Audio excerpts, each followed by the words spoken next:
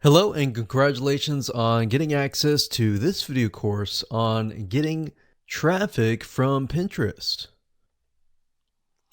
This, of course, is video number 1, which is the introduction, and we're going to dive right in. First things first, I want to talk about the mindset, and we really want to focus on quality over quantity. And what do I mean by that? What I mean is that this is not about how much traffic that you can get from your Pinterest images, but rather how much quality traffic that you can get from Pinterest. So as long as you're thinking of, okay, rather than getting thousands of traffic and thousands of visitors to my Pinterest, and while that is good, you would rather have 10 or 50 or even 100 people who are super targeted, who really want to learn more about your pin and more about what you're having to offer rather than somebody who's just clicking to just click, if that makes sense.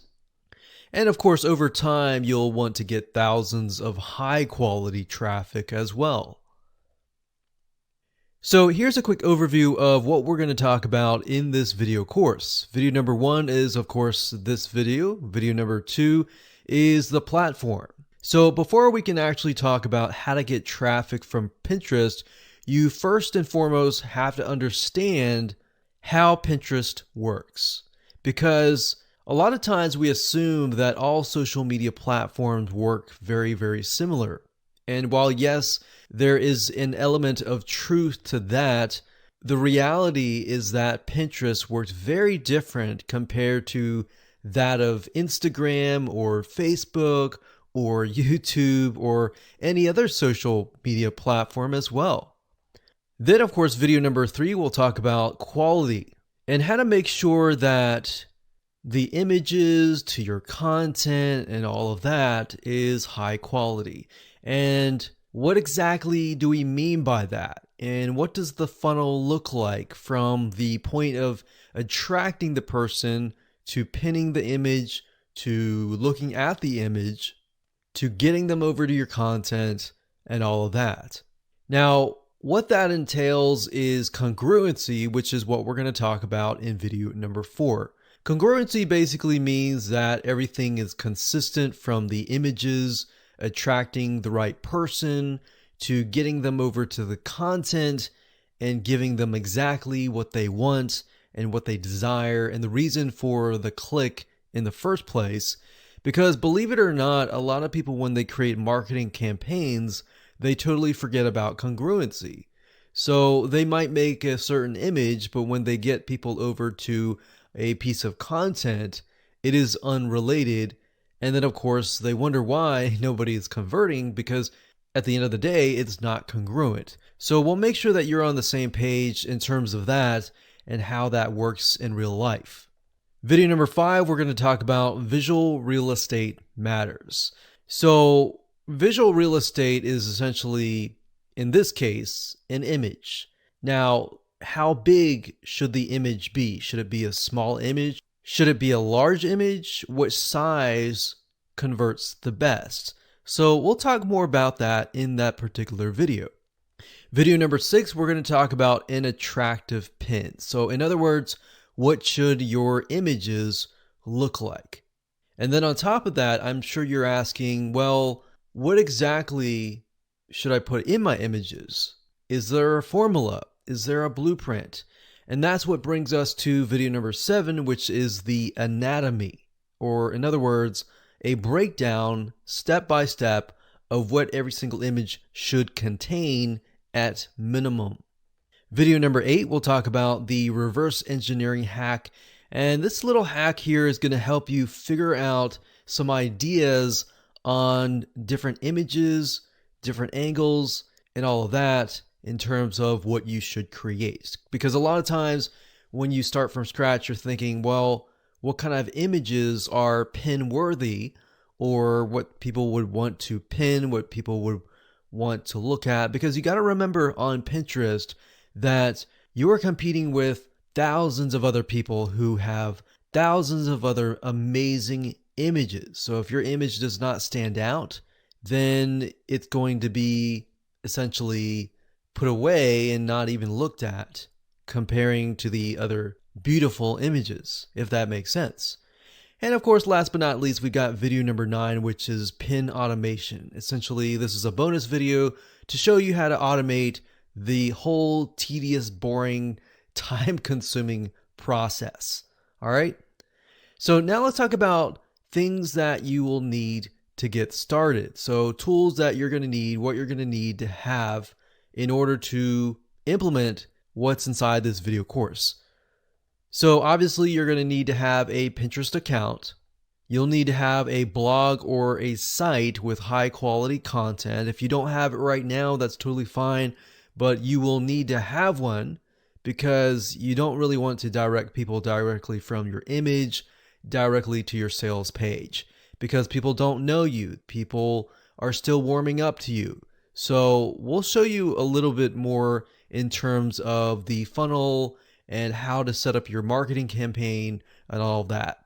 But what the high quality content does is it creates a buffer between your sales page and the image or your opt-in page. So you get them on your list, they sign up, you build a relationship with them, and then you warm them up. So you got to remember, these are people that you don't know. These are not people that know you. And of course, this is optional, but you'll need some money if you want to make your images look professional and appealing. So if you're not a photographer and you don't really want to hire a photographer and go about doing that way, you can always purchase what we call royalty-free images that are already professionally made that can fit your niche. And we'll talk more about that in a later video.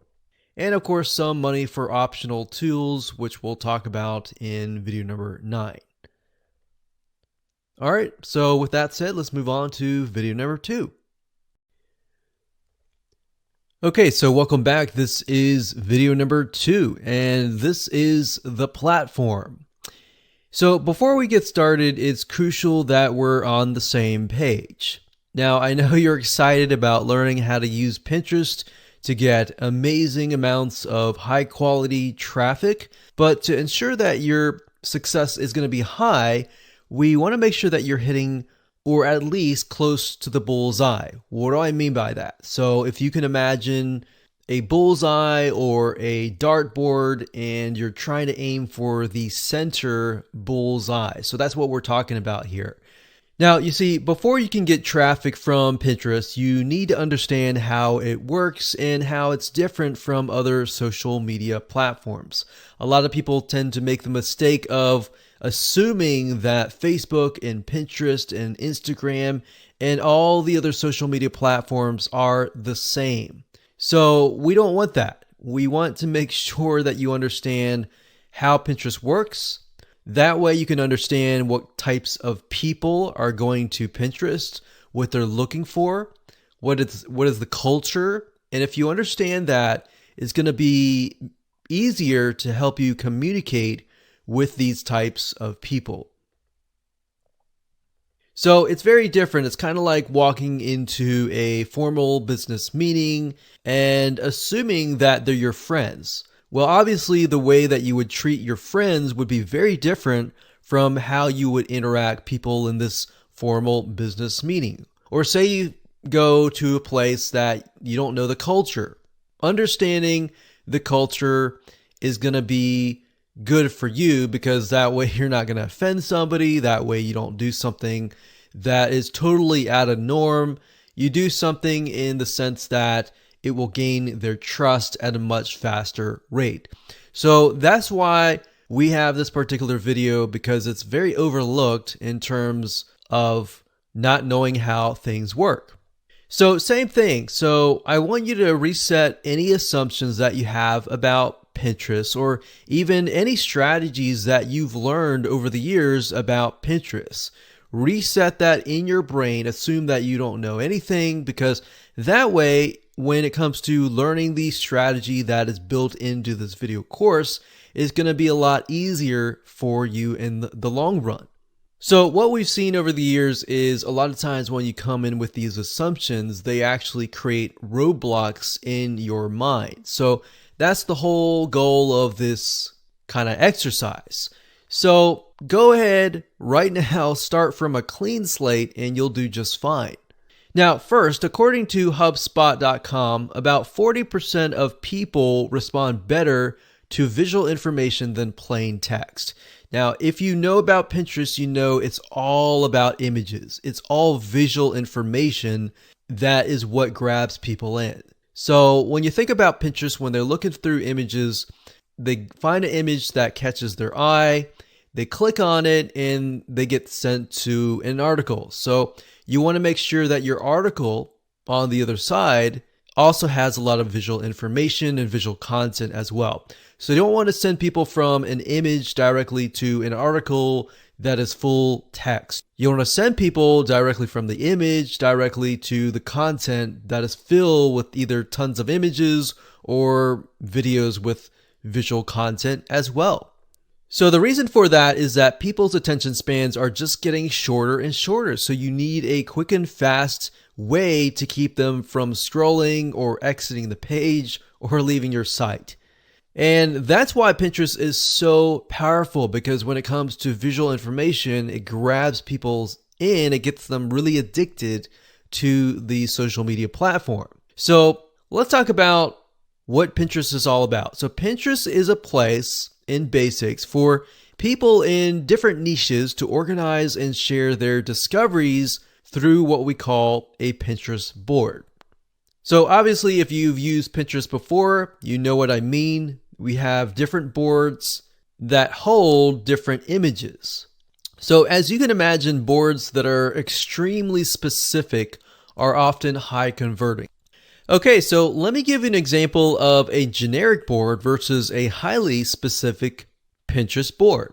So a generic board would be something like a desserts board. So you would have everything from like cupcakes, diet cookies, low sugar cookies, maybe gluten-free cakes or bundt cakes or anything like that. The problem with that is it's too generic. Now, that might be okay if your site is a high authority site and it's got a bunch of different things in a different area. Or if it's something specific like maybe basketball board.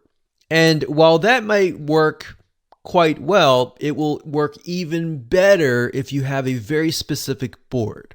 So what we've noticed over the years is very specific boards such as, let's say, low sugar diet desserts, or even more specific, low sugar cupcakes. So for folks that are on a maybe low sugar or even no sugar diet, they're going to be very interested in this, because when they're on this diet, they are eating literally vegetables and things that they're not really eating any cakes or anything like that. And maybe they're doing that for health reasons. And because of that, they are desperate for low sugar desserts. All right. So maybe that's the type of person that you want to attract. So when they click over, they see an article that says, maybe you're on a diet, maybe you're doing this for health reasons, but that doesn't mean that you can't eat desserts. And here's a bunch of recipes, and maybe you can get them to opt in to your email list and maybe subscribe, you build a relationship, and then you sell them later on. But that's how you can essentially attract people who are in a very specific frame of mind. And that is how you will be able to convert people better on Pinterest. So I'm going to break it down. I'm going to dive in a lot more depth in the future videos. But this is kind of more of an overarching view of what we'll be talking about later on. Now, in terms of Pinterest boards, I want you to note the keyword, which is organization. So that's the big thing about Pinterest that really differentiates between all the other social media platforms. You see, not many social media sites allow you to easily organize content except for really Pinterest. So it's a great place for people who want to learn how to do something to literally organize everything into a board So if somebody is interested in low sugar cakes, they're going to go there and they realize, oh, wow, I can make this, I can make that, I can make this. And you've got so many recipes that people are interested, they click over and they really get hooked on your board. Now, you could, if you wanted to, create a board of different recipes from either from you, from other competitors, and that's fine. Or you could create a board with all of your recipes on there. So in other words, this is a place where a lot of DIYers go. Now, if you don't know what DIY stands for, it's do it yourself. So people who want to look for recipes, they want to create food, they want to look at projects, maybe home projects, they want to see how to do something. They're most likely inclined to want to buy something, if that makes sense. So as you would guess, Pinterest is the place to go from sharing everything from images, videos, content in order to actually do these projects. Whereas on the other hand, if you think about Facebook, for example, a lot of people are there because they want to know what is going on with their friends and family. They're not really there to necessarily learn. So it's a very different platform and a very different culture and a very different mindset. Now, let's be frank and say that Facebook, while Facebook is great, it's not great for organization. In fact, if you think about it, anytime you create a post of an image or a video, it can easily get lost into the feed as time passes on. And even if you think about Facebook groups, for example, you'll notice that even groups are very, very hard to organize. If somebody posts a post, a lot of times in a Facebook group as well, or even a page, it will eventually go down and it's not really a great place to organize. So Pinterest is great for planning, getting inspiration, organizing, and ultimately implementing, which is usually where the purchase happens. So remember, people are going to Pinterest because they're looking for inspiration. They're looking to organize their house. They're looking to learn something. And if learning something usually leads to buying something, you think about people are looking through recipes. They're going to have to buy food, right? And ingredients to make the food. Or they're looking at home projects. Let's say, for example, how to paint a room. They're eventually going to need to buy paint. They're going to need to buy blueprints on how to go about that, how to build boxes or kits and gadgets or crafts. They're going to have to go and buy things. So imagine that. Keep that in the back of your mind and understand that people are there to buy. So in hindsight, 2020, you realize that Pinterest can really produce a lot of sales if done right. So that's why we're going to break things down in the next few videos in terms of the funnel and how your marketing campaigns need to be set up. So with that said, let's move on to video number 3. Okay, welcome back. This is video number 3. So quality is key. Now that you understand how Pinterest works and what type of people use it and their frame of mind and the culture and all of that, let's talk about the images that go to these boards. So images and other visual content must be extremely high quality. Why? Because if you think about it, you are literally competing against thousands of other high quality images. So looking amateur or just throwing up an image just to do that is not a choice. Because if that's the case, your image is going to be ignored. In fact, you need to know how to create high quality images. If you analyze thousands of Pinterest posts and images and the images that are being pinned, you realize they have something in common. And that commonality is that they are high quality images. And not only that, they literally grab people in. They have a call to action. they have specific elements which we'll talk about at a later video when we talk about the anatomy.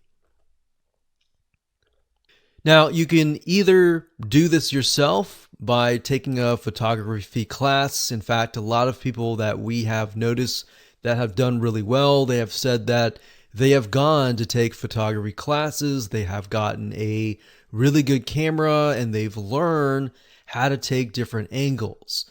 Now, if that's not something that you really want to do, then of course you can purchase royalty-free stock images from bigstockphoto.com, which is essentially a humongous database of images where you can literally find images of any niche. So if you're looking for images for a baked potato or a chicken parmesan dish, you are more likely to be able to find that on these sites.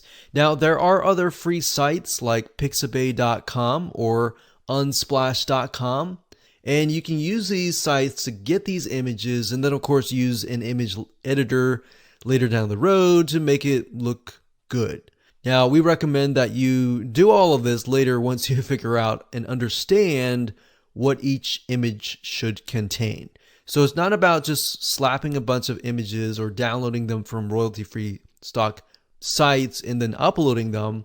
It's a matter about getting these images and then, of course, using an image editor, which we'll show you later on how to make it look more fancy. Or you can also hire somebody to do it for you. So if you have products that you're selling, then you can actually send these products to somebody who is a professional product photographer. And you can find these people on Upwork.com or even Fiverr.com, and they will literally take a photograph of your products in different angles. They'll make it look really good. So if you think about when you buy a hamburger, a lot of times when you see these commercials with hamburgers, you see that they look really amazing, they look beautiful, but then when you get the hamburger from the restaurant, it looks nothing like it. So these product photographers really know how to make your product stand out and look really appealing, enticing, and it's something that people want to click on. So that's just something to think about. If you don't have the time or any of that to do that, then you can hire somebody to do that for you. So I wanted to make sure that I cover different avenues so that you understand what options essentially that you have. So the point of all of this is that crap does not survive Pinterest. So if you take the photograph yourself and it doesn't look that great, then at the end of the day, it may not convert. So another myth that I want to say is that a lot of times people will say, if you buy this software that will pin thousands of images, you'll get tons and tons of traffic back. Now, some of that software out there is legit and does work, but then some of the software out there that is automated and will pin thousands of images and it'll grab maybe some images from Pixabay automatically and all that. Yeah, that's more of the quantity kind of mindset than quality. So what we're going here is about quality. So if you see a software that is selling you, hey, buy the software and you get hundreds of traffic right away, they might work, they may not, but at the end of the day, we really need to focus on quality over quantity. So rather than doing that, you really want to think about how you can use the right images in your campaign. If you think about how can I get somebody interested in this product, so when they click on it, they get sent to a piece of content that describes and elaborates further of the reasoning of clicking on it. If they click on a link about chicken parmesan, obviously you're going to want to send them to a article about chicken parmesan. You don't want to send them to an article about chicken. Even though they're both chicken, they need to be exact, if that makes sense. So maybe you can send them to a video on how to make chicken parmesan, and you show them how to make it, but you talk about the ingredients, but you don't go in depth. So you say, if you want to get this recipe or the secret recipe, or you want to get some bonus videos and this recipe, sign up here on this free list, and you can give it to them. And if you can imagine, you will attract somebody, you'll build a list of people who are extremely targeted. So basically what I'm saying is, forget about all the software that promises you that you're going to get thousands of clicks to your website. Really focus on the quality of the click, or how you create the marketing campaign first, and how you're going to convert cold traffic into prospective buyers. So another key point here, which I've touched base on, is congruency, is making sure that your image matches your content, which we'll discuss in the next video. Now remember, the image that you put up will attract and excite someone. You want to attract the right person. So really knowing and understanding the demographics, or what your person that you're trying to attract will look like, is really the first step to a successful marketing campaign. So if we go back to the person who might be looking for low sugar cupcakes, that type of person, why are they looking for low sugar? Maybe they are on a diet. Why are they on a diet? Do they have some sort of health issues, or do they have cholesterol or low cholesterol diet? Are they facing a specific problem? You really need to think about that, because if you do, then you can talk about that in your article or your image, and you can grab people in. So you could do something like low cholesterol cupcakes, for example, or healthy desserts for diabetics, kind of thing. So you know, when you attract that type of person, they are maybe going through diabetes or low cholesterol, or specific reasoning. And because of that reasoning, you're able to talk with them, you're able to gain their trust. And in the article, you could say, hey, here's some low sugar cupcakes for diabetics and all that. And that way you can relate to them on a deeper level. So maybe in the article, in the opt-in, in the autoresponder series, you can literally talk to them and say, hey, you know, being a diabetic is hard because you can't eat certain foods, but I want to say that there's certain foods that you can eat and still enjoy life, kind of thing. And that's how you're going to be able to sell. It's not about getting thousands of clicks from your image to your article. It's about getting the 10 people or the 20 people that really understand what you're talking about, because in that way, in that light, they're going to be more open to actually buying from you, if that makes sense. So one way of doing this is to take a look at magazines in your niche. Magazines are really great ways to figure out what kind of images that you can actually use that will excite people. Because a lot of these magazine companies will invest millions and thousands of dollars and hundreds of thousands of dollars into figuring out what actually works with their prospects and their customers and their buyers. So let's go ahead and do that right now.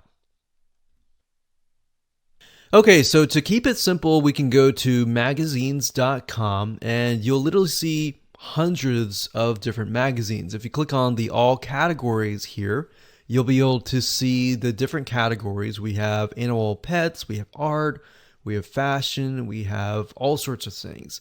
But to keep it simple, I'm going to type in recipe and let's just see what we get. So we've got cooking, food, and beverage, magazine subscriptions.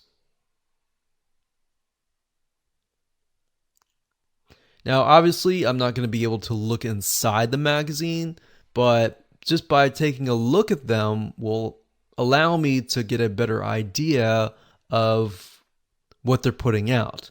Now, sometimes you can even do a reverse engineering and do a Google search on that magazine And sometimes these sites will have websites. So that's something that we'll actually do. So All Recipes is an actual website, so we know that. But let's just go ahead and click this. So we got DIY donuts, and DIY, remember we mentioned that was do it yourself. So we already know right off the bat that people that are into allrecipes.com are people that are interested in doing it themselves. And that really matches the type of person that we're trying to track with Pinterest. Now, if we go here, let's see here, we click this, we can just click these images to kind of get an idea of the way that they have set up their images.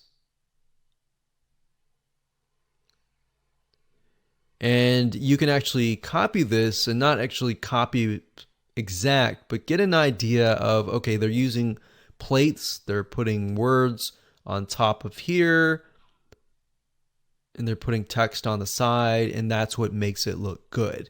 So you could do something very similar. Now let's do a search on All Recipes. We know that this is actually a website, but let's go ahead and click more info before we do that. We see here, we read this. Let's just go back to allrecipes.com.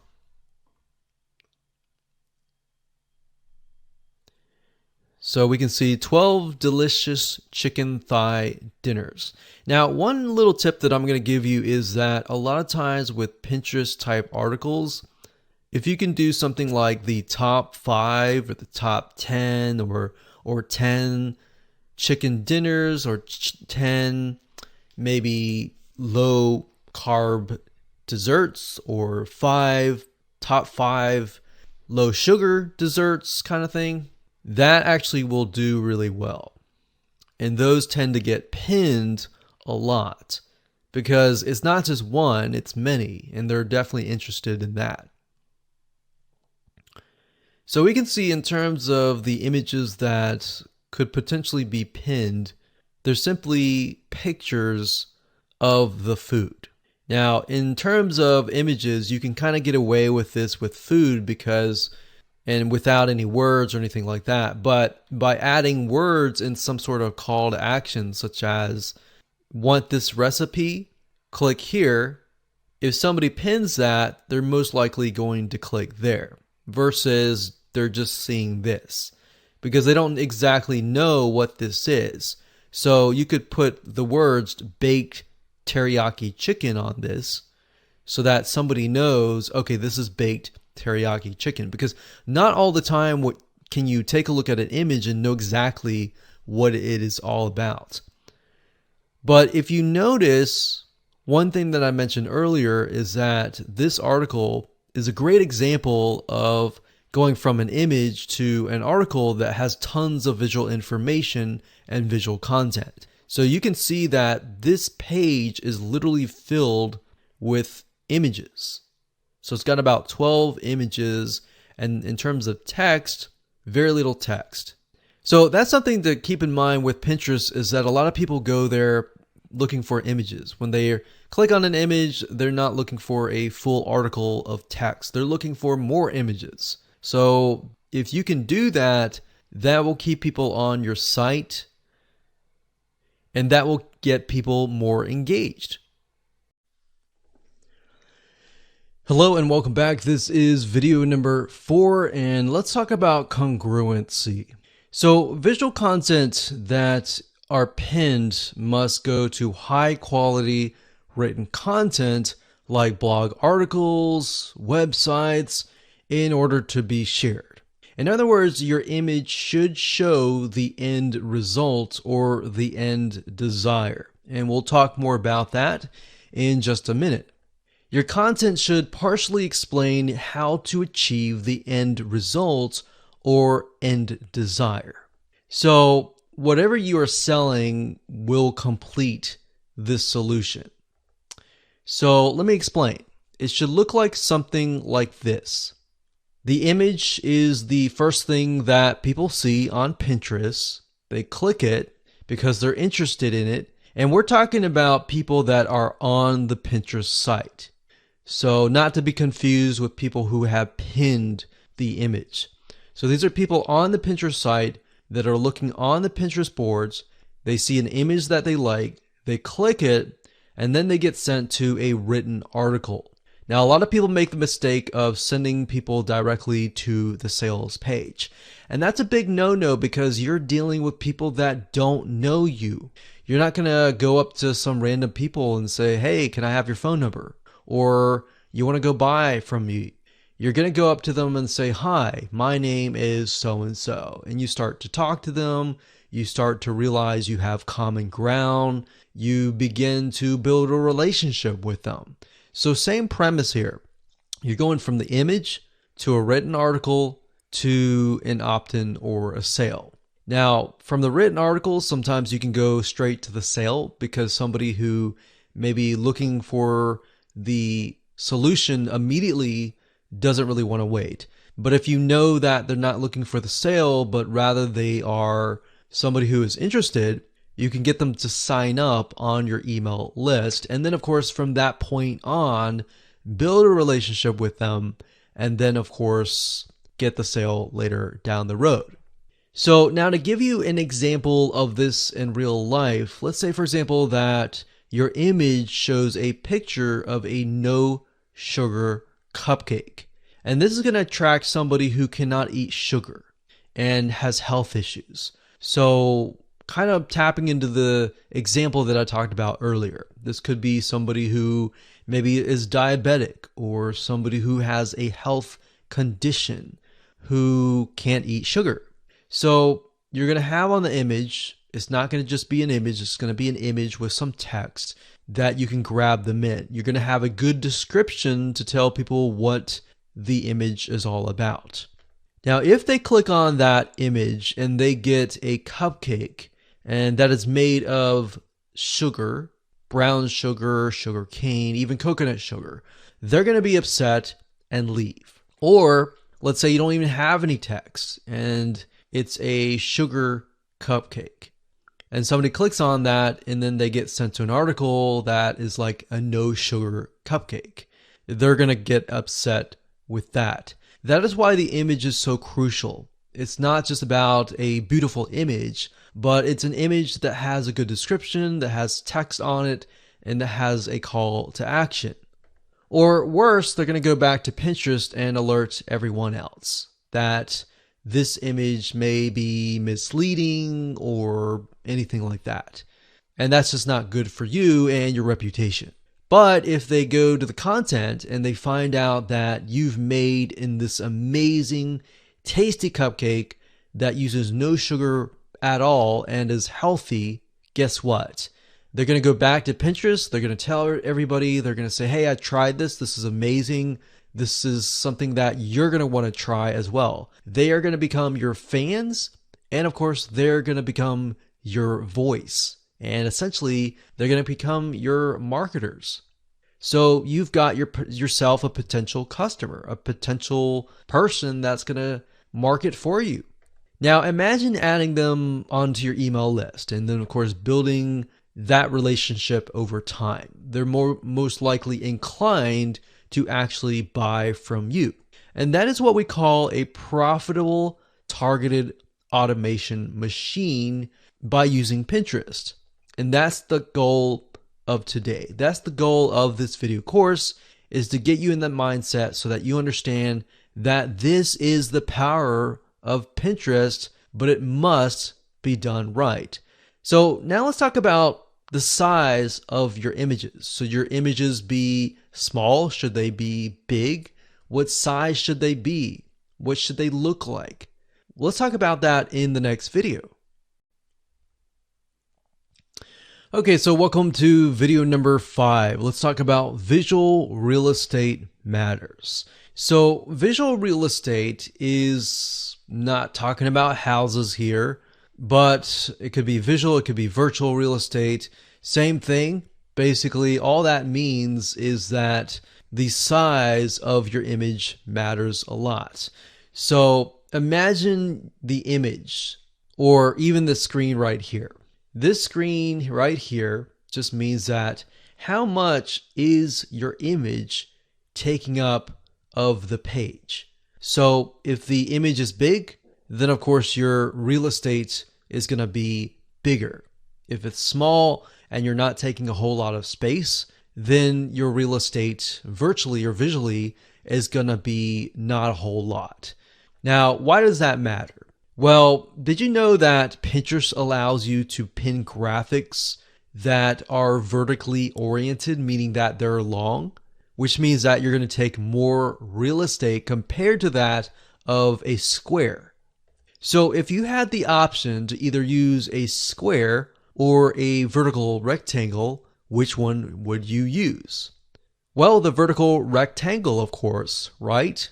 Because not only does it take more space out of the page, it definitely shows up compared to all the other images. And not only that, in addition to that, it stands out.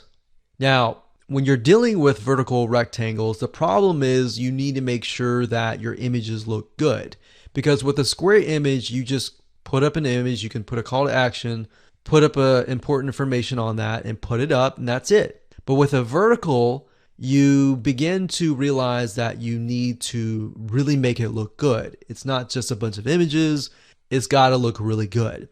And don't worry about that. We're going to talk about that in just a second. So if you're not a graphic designer, it doesn't matter. You're going to be able to create some amazing pictures.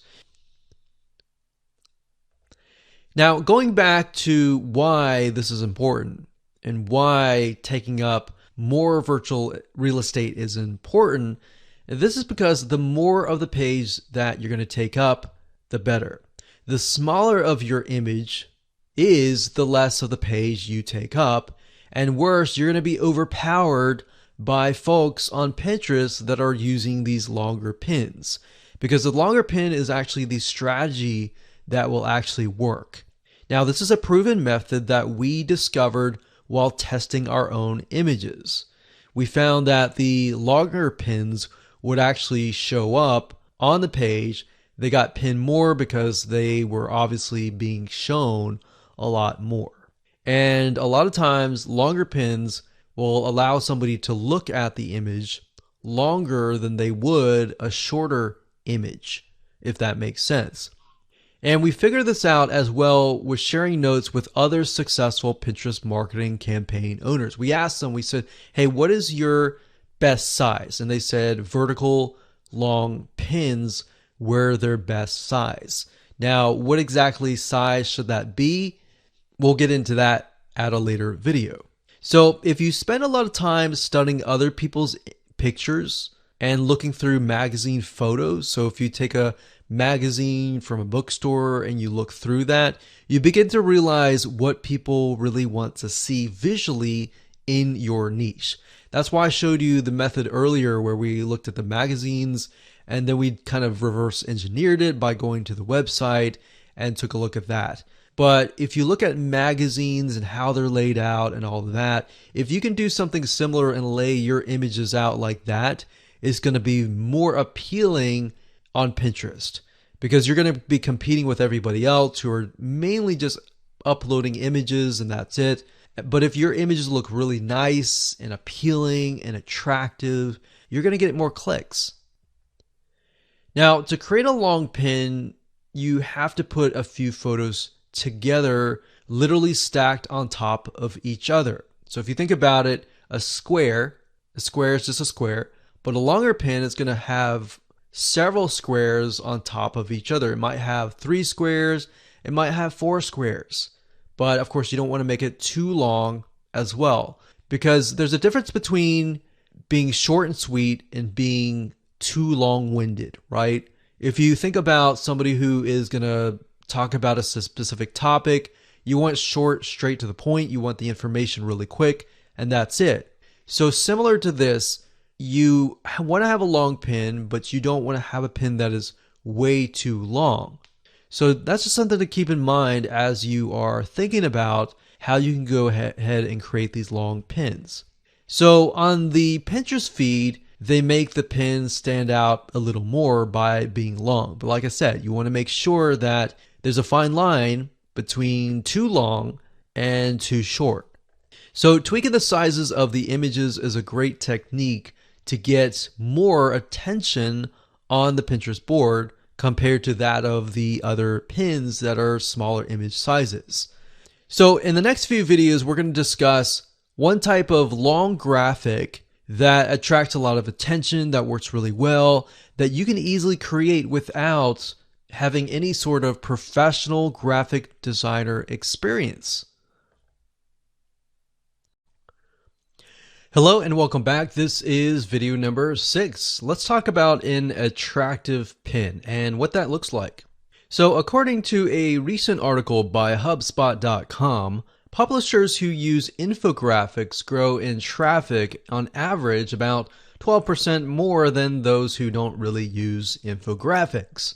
So we found the same, that to be true, that after we started using infographics, we started seeing an increase of clicks, and not just only any click, but high quality clicks. Now, if you're not familiar with them, they're basically long vertical images which turns great content into eye candy. Or in other words, you can turn great content, instead of turning it into just a bunch of text, you turn it into a graphic that visually makes sense. Now, there are many different types of infographics, and we'll show you in just a second what they look like and how you can go about creating your very own infographic. Now, this is how many companies take really boring content and make it exciting.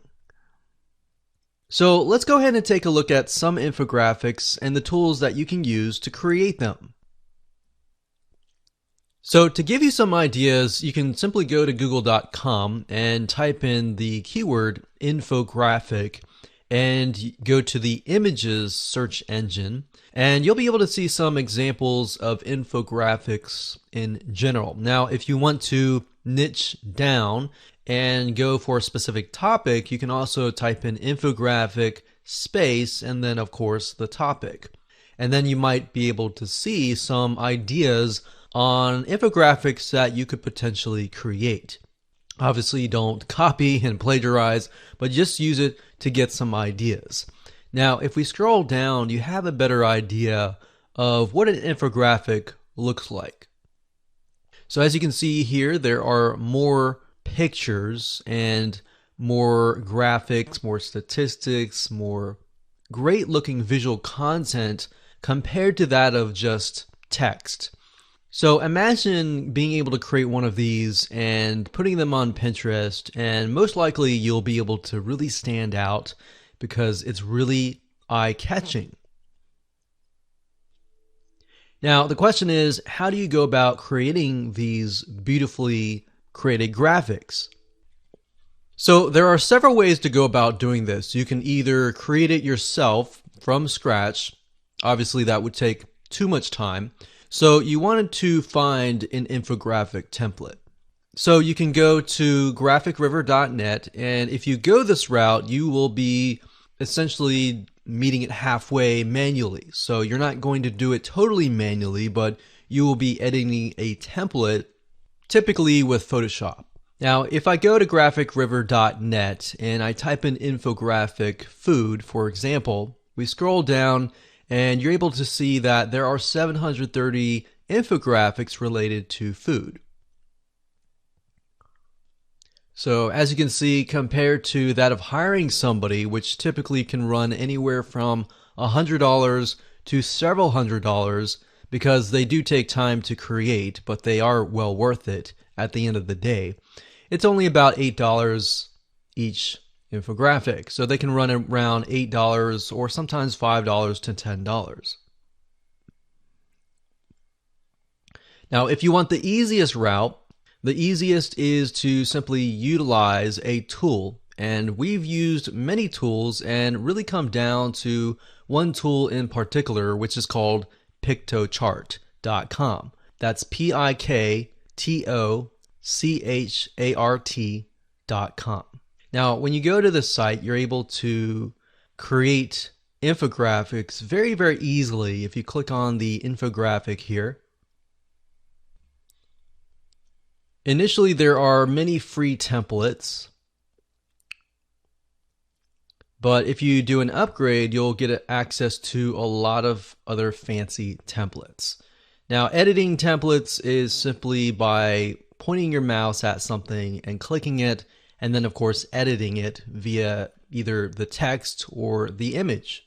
So this definitely makes it easier compared to downloading it off of GraphicRiver.net, editing it with Photoshop, and then exporting it.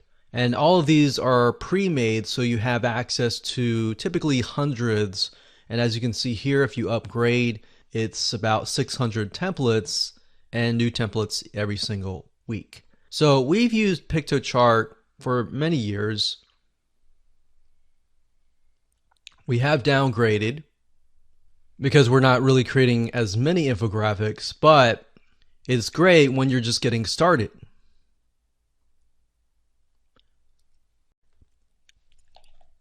Hello and welcome to video number 7. We're going to talk about the anatomy. So as we're talking about images, I'm sure you're thinking, okay, what exactly am I supposed to put inside of the graphic? We've talked about graphics. We've talked about the size of the graphic. Now what? Is there a blueprint or a formula? And yes, there is. And that's what we're going to cover in this specific video. Now, while you can get creative and add whatever you like, there are a few things that every pin-worthy image should contain, at minimum, to get the desired quality click. So let's talk about that right now. The image should show the following. First, it should show the end result or the end desire in a high-quality picture. In other words, it should show whoever you're trying to target what they want to create. So if you take a look at the examples of food, if somebody puts an image up of some tasty chicken parmesan dish, then in the back of the mind of your prospect, they're thinking, oh, that looks really yummy, that looks tasty, and you put a really good description and they really love it. They're going to click it because they want to know how to create that yummy chicken parmesan dish. So that in itself is the end result. So you don't want to choose any image, you want to choose the right image, if that makes sense. Second of all, you need to build curiosity to click, to learn how to achieve the end result. So in other words, that needs to be in the picture. So going back to the chicken parmesan example, it looks tasty. So the fact that it looks tasty, people want to know, how did you create it? So your goal is to get them interested enough to click your image and land on the content piece. Your goal isn't to sell them immediately, rather just to get them curious and interested. That's it. Remember, when it comes to selling online, it's not about getting them to click and buy. Like we talked about earlier, when it comes to relationships, you don't go up to somebody and say, hey, would you love to, do this and that with me, go and hang out, be best friends kind of thing. You go up to them and usually you say hi and you kind of pique their interest. And you begin to find common ground and then you go from there. So very similar to this concept as well here. The image should also show a call to action text. Of course, telling them what to do to learn how is very important. So going back to the example earlier, they're going to want to learn how. So you're going to want to put some text in the image that tells them what to expect after they click. So people need to be told what to do. Never assume anything. Never assume that they know what to do. Always tell them. So you're going to need to have a call to action text that says, click here to get recipe. So something short and sweet. Click to watch how to create this recipe or whatever you're trying to sell. So never assume anything and tell them the exact call to action. Now try to keep that within just a few words. You don't want to go overboard because remember, as people are going through Pinterest, they're scanning. they're looking really, really fast with their eyes on a bunch of images. So whatever image grabs them in, and not only that, tells them what to do to get what they want, they're going to click. So at the end of the day, you want something that people can save or even share with their friends or their family. Or they just pin it and then they share it in their board, in their group, and then their group finds out about it, and then you get more traffic. So that's why you want to really set this up carefully and correctly. Now, of course, not only is the image important, but you really need to have a good description within the pin. So adding a really good description about the chicken parmesan dish, you can say this is easy, this can be created within less than 30 minutes, and this is how many calories. It's a low calorie diet, low cholesterol diet, something that's appealing to your audience. So if you know your audience, which goes back to why it's very important to understand who is going to click and what do they face in real life. So let's say, for example, that you have an image that says no sugar cupcakes, and you are targeting people who are diabetic. So you want to put the call to action with that, and then put that in the description. You can say, if you're diabetic, or if you are on a specific diet where you're not supposed to eat sugar, then this tastes really good. It only takes this amount of time. It'll save you money too, because it doesn't cost a lot of money. It is only like 3 ingredients. So it's easy, cheap, and it's fast. So those elements, actually, if you utilize those elements in your copy, in your description, those are elements that people want to know, because people don't want to spend a lot of money typically, and they don't want to spend a lot of time, because time is money. So again, if you talk about recipes, it needs to have a very good mouth-watering description of what the finished dish is like and what they're going to expect if they click on it. You always want to be transparent and tell people a little bit of what to expect on the other side. So when I mean other side, I mean when they click, they are sent to a piece of content. And that will actually help your conversions, and it'll also help gain trust, because people will realize that you're being genuine. You're not hiding anything or anything like that. You are telling them up front what to expect, and when they click on that, they are more likely to trust you. So transparency is very, very important. Being authentic is really important as well. Now, another example is if you look at popular restaurants. These popular places have really good menus with really good descriptions of the food with pictures. So they do a really good job. And if you think about it, people go in the restaurant, they're ready to buy, but they're interested. They don't know exactly what to buy, but they look through the menu, they see what they like, they buy it. So looking at these, because it's more of an instant buy, these are really, really good to look at. So menus from popular restaurants, the next time you go out to take a look at how they do it, and pick a restaurant that is doing really, really well. Now, sometimes you can go on Google and do a search on the restaurant and find restaurants that you really like that are doing well, and look at them, see if they have a menu on their website, and see how they've laid things out and use those descriptions.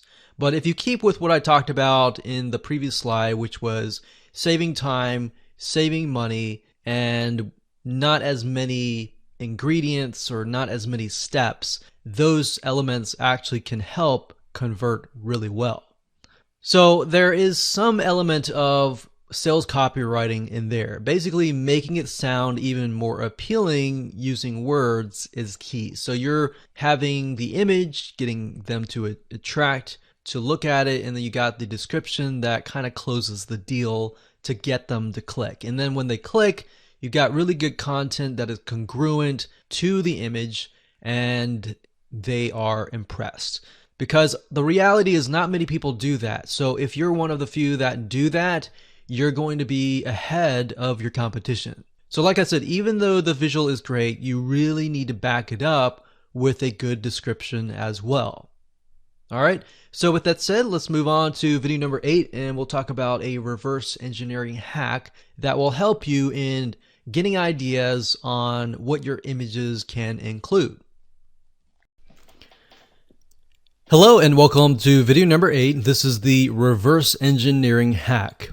Now that you understand how do you go about getting ideas on what images to use, the hack is really to take a look at the trending pins and reverse engineer it. So let me show you how to do this right now. So applying this hack is very easy to do. All you have to do is simply go to 2 sites. The first one is, of course, Pinterest.com. And the second site I'll show you in just a minute. So if you go to Pinterest.com and up at the top, you want to enter the search term. And in this case, since I was talking about chicken parmesan earlier, I decided to stick with chicken parmesan recipes. Now, as you go through here, I want you to point at and want you to think which one actually stands out. So these are just images, and you'll notice that a lot of people, they just upload images, and images look great and they definitely will get clicks. But if you scroll down, this one here has not only a good image, but they also have a good title. So if we scroll down further, this one has an image and they also have text, and it doesn't look horrible, but if you scroll down further, you get the idea that just putting text on an image doesn't really work either. So taking the photograph, if the person who took this photograph here maybe took it on the side, it would look better.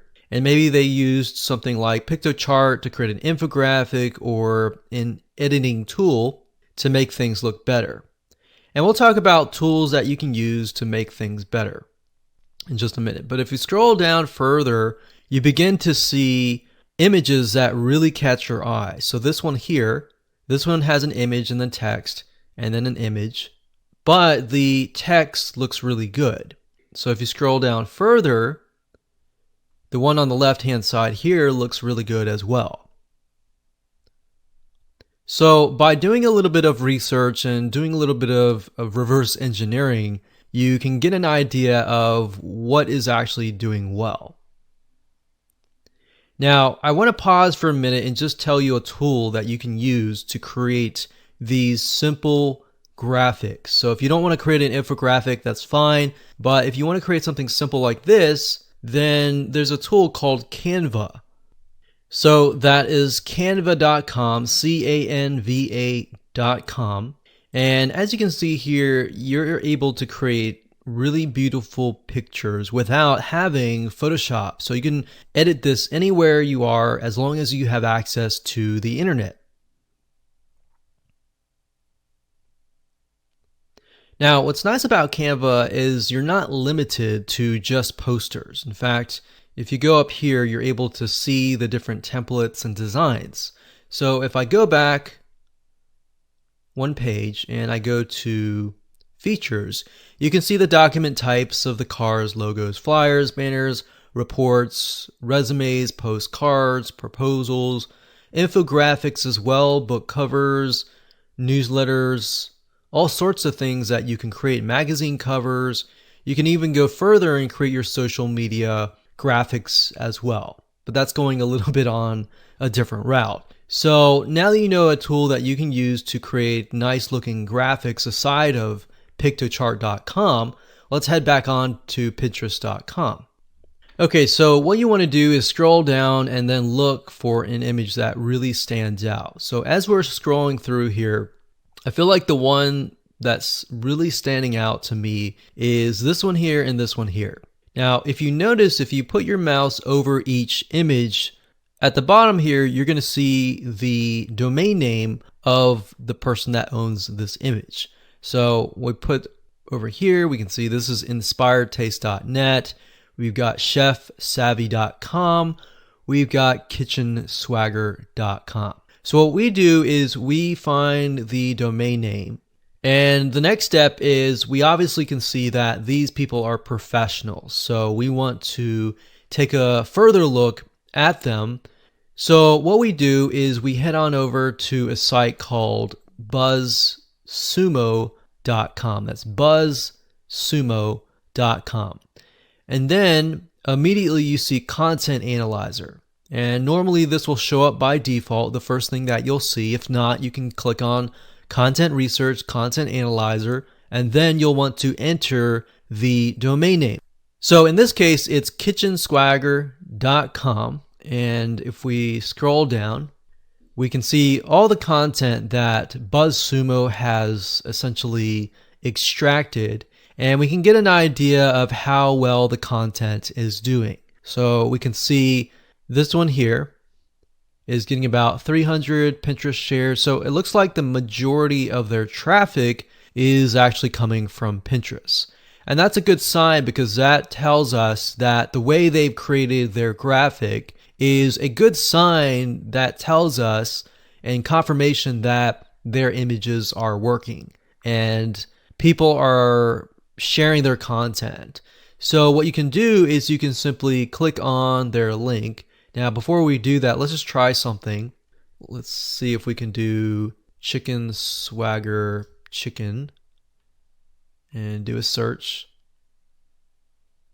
So that doesn't really give us the data. We're looking for the chicken parmesan.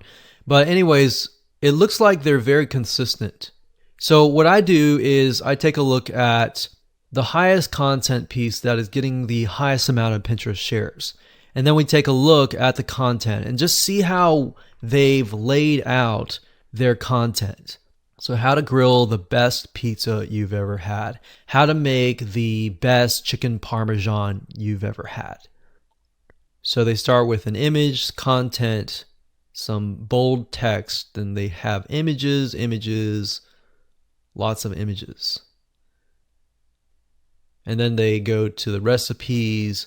So what you're trying to do here is get an idea of why people are pinning it and how you can apply that to your own content. Obviously, you're not plagiarizing or copying them. You're simply getting ideas on how you can lay things out for your own site. Because what we found is that with Pinterest, a lot of times the content for a specific demographic, a specific audience, a specific niche can be very different than other audiences and other niches. So that's why taking a look at your competition, essentially, and what is actually trending and which one is getting good Pinterest shares and all of that, and then stick with that. So that's a very simple hack that you can apply. So as a recap, number one, go to Pinterest.com, do a search for your niche or specific image that you're searching for, and then take a look at the best image, and then go to BuzzSumo second of all, that's step number 2, and then type in the domain name, and then take a look at their highest Pinterest shares, and from that, take a look at how they've laid things out on their blog or their website, and then try to take a look at a few again and see if there's a similarity and a commonality. So that's it, and hope you enjoyed that. Let's move on to the next video. Hello and welcome to video number 9, and this is going to be pin automation. Just want to say congrats on reaching the end of this video course. So this is sort of a bonus video that is going to make your pinning much easier. Pinning lots of high quality images is crucial, and you really want to be consistent and you want to schedule it ahead of time. That way you can schedule weeks in advance, and then you can focus on the long term as much as possible. And by doing that and by being consistent, that will actually help you get a good amount of traffic if you followed this formula. So obviously you can't be near a computer 24/7 either. So really finding a tool that can help you automate this process as much as possible is important. So let's discuss some tools that will help you with this process. So there are tons and tons of different tools out there that you can use, that you can pay for. But over the years, one tool in particular that we have seen really sustain the test of time and really update their features and all of that is viraltag.com. So as you can see, it says the #1 social media marketing tool for sharing visuals. So it's not just for Pinterest, it's for other social media platforms as well. But in terms of utilizing this with Pinterest, it's actually very, very good. So you can schedule unlimited posts so they don't charge you per post. You can recycle evergreen content, you can collaborate with your team, and best of all, you can analyze what is actually happening. We found that there's some tools out there that will post stuff, but you have no idea on earth what in the world is actually working and what in the world is actually happening. So as you can see here, you can schedule your content ahead of time. So you can put the image, you can put hashtags, which is something else that we highly recommend that you do. And then of course you can put the URL where you want to send them to. So as you can see here, you can upload, you can edit, you can schedule posts in bulk. So you don't have to do it one by one. And there's a lot of other things. You can do content curation, which is a little bit different than what we're talking about, but those are more advanced strategies.